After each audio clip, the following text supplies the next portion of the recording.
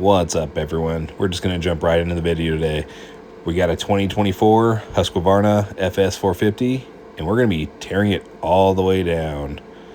We got a cool project for this one. We're going to be taking the engine and the suspension components down to our partners at Racetech so we can have them get the full treatment. We did a diamond hone on the cylinder, we decked all the gasket sealing surfaces, and we did a CNC port job, along with back cutting the valves. This thing is going to be rowdy. Look at that work in there. And on top of that, we got a very nice high compression CP piston that we're going to be throwing in there as well. Alright, let's get to work. First thing I got to do is remove this OEM piston. If you're doing this at home, the circlip is a little bit different. You got this little flare that goes up into the piston that holds, but if you just use a pick and take your time, it'll come out. Here's a little comparison of the old piston and the new one that we're going to be throwing in. Here's a little trick that I do when I'm installing these circlips. I get the first one pushed in just enough to where it's going to be clearing the groove. I'll kind of have it laid in there so that the first thing it does when it gets pushed in is does contact the groove. I'll take the wrist pin and I'll use that to actually seat the circlip in. So I'll put my thumb over the hole. I'll push the wrist pin through while having my finger over the hole to keep the circlip from bouncing out. If you do it right, you'll hear this thing click in. And as you can see, it's fully seated now. So hopefully this trick helped you guys at home.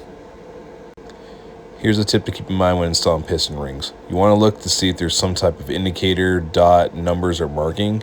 That's going to show you that that's the top of the piston ring. So make sure that you orientate these correctly when you install them. Alright, now we got this piston all installed. We got the circlips put back inside. It's time to move on and get our cylinder installed. And before I get the cylinder installed, I put a thin layer of oil inside there. If you are doing this at home, take your time installing the cylinder over the piston rings.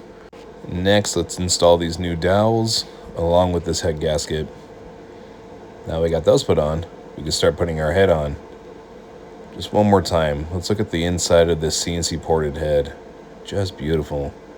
Thank you once again, Racetech. Now that I got this cylinder head installed, it's time to torque it.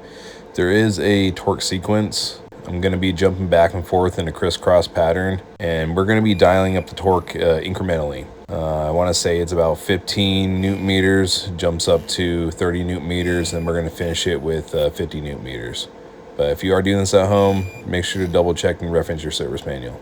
Now that we got that all torqued up, it's time to install our cam. One thing you're going to want to look for is these markings on the top of the cam. Right behind it, you're going to see a mark on the cylinder head itself, and that's going to be indicating that you got top dead center, so you want to make sure those line up. There's also a mark in the bottom of the case. You want to look for that too. Now we got these rockers installed. Let's go ahead and get our cam chain tensioner put in. Of course, we're going to add a new gasket. Now that we got that installed and torqued, we can move on to reassembling the rest of the bike. Look at this beautiful shock. All resprung, revalved, and ready to go. Now that I got the shock put on, along with the rear subframe reassembled, we can continue with the exhaust system along with the fuel tank. Now let's get these forks put on. These are also rebuilt and revalved by Racetech, and even converted from an air to a spring. Here we go, all back together. It's time to hear the first startup. Oh, give it a second. There we are. Music to my ears.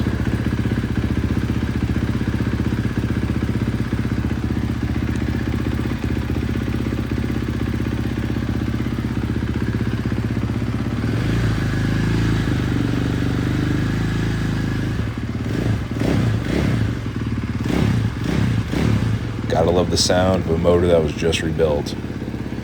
So we actually have some more goodies. We were able to pick up a Vortex ignition from Racetech as well. So let's go ahead and throw this guy into the bike too. And there she is. She's all back together. She's ready to go rip. We got the suspension all rebuilt from Racetech. We converted the front forks from the air suspension back to a spring fork. We rebuilt the motor along with the new Vortex ignition.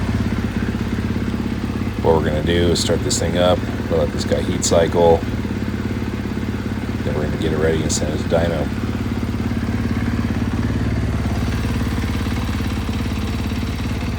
This is just a beautiful machine. This right here indicates that the Vortec ignition system's working.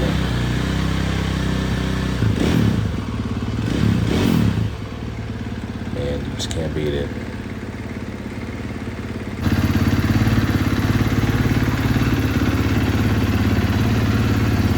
Appreciate you watching, everyone. Until next time, stay safe out there.